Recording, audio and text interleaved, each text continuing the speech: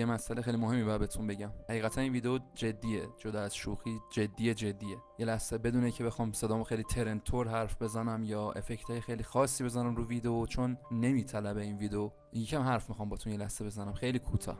سری میرم سر اصل مطلب که خستتون نکنم. یه ویدیویی من ساختم، یه بنده خدای از من ادیت زده بود، خیلی خوشحال شدم. خب اون ویدیوش هست، میتونید برید تو چنل ببینید. من گفتم آقا از این حمایت کنید و اینا، خب بگیره کارش. نمیدونستم این پیامی که الان گذاشتم رو سفر رو اگه بخونید خودتون میفهمید که حالا من چه حسی دارم. بعد از اینکه من این ویدیو رو گذاشتم و بهش گفتم که آقا ویدیو ساختم از ویدیویی که ازم درست کردی ادیته، کلی بهش پیام دادم و اینا، گفتم آقا کارت بگیره ان شاءالله، انجام بده، ادامه بده، خیلی خفنه کارت و اینا، دوست دارم کلا کارت، خیلی حرفای مثبت بهش زدم.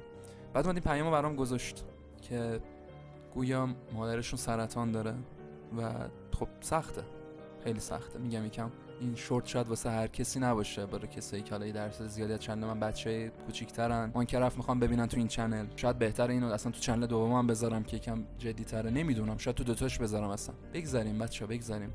میگم شورت معمولا بعد خیلی ترند حرف زد که وایسین، ولی میدونم شما مهربونید وای میسید ببینید من چی میخوام بگم. کمترین کاری که میتونیم ازش بکنیم اینه که حمایت کنیم بهش.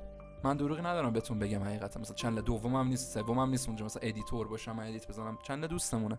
حمایت کنید ازش، کاری کنید مانتایز شه.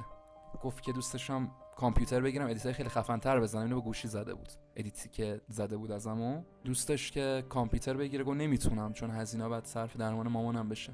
اول اینکه براش دعا میکنیم، دوست عزیز برات دعا میکنم از همین اینجا که دارم این وایسا میگیرم و ازش ویدیو درست کنم. و دوم اینکه امیدوارم بتونم حالا با این عددی که نیستم، با همین چنلی که دارم اینا، حالا بتونم یه کاری کنم مانتایز شین، مسیر برات خیلی زود اتفاق بیفته. بچه‌ها مهربونن، کارتم خفنه، دوستت دارن، میان پیدات میکنن. اگه کامنت بذاره زیر این ویدیو، کامنتشو پین میکنم و کامنت پین شده رو برید سابسکرایب کنید بهش.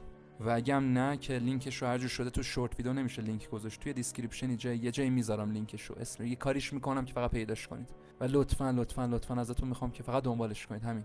خیلی حرف زدم، ببخشید، مرسی که به حرفم گوش کردین. اصلا از این ویدیو نمیگرفتم این شکلی، امیدوارم ببینید ویو بخوره. ازت میخوام که این ویدیو رو هم لایک کنی و من هیچ وقت این حرفو نمیزنم اصلا.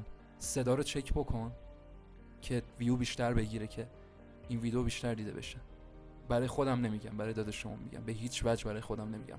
دوست داشتی برو ویدیوی منو بقیه‌شو دیسلایک کن، آن ساب کن، ولی این ویدیو رو صداشو چک بکن، بزن رو ریمیکسش کن اگه خواستی که آدمای بیشتری ببینن، که این داداشمون معروف شه، میتونیم بهتر کنیمش. من 90 خورده کا ساب دارم. 5000 10000 نفرتون مرد باشید، پسر خوبی باشین، دختر خوبی باشید، برید بهش ساب کنید، مهربون باشید، میتونید زندگیشو حداقل یکم بهتر کنید. عشق من جدی ریل تر از این نمیتونم حرف بزنم. مراقب خودتون باشید و تا ویدیو بعد. فعلا.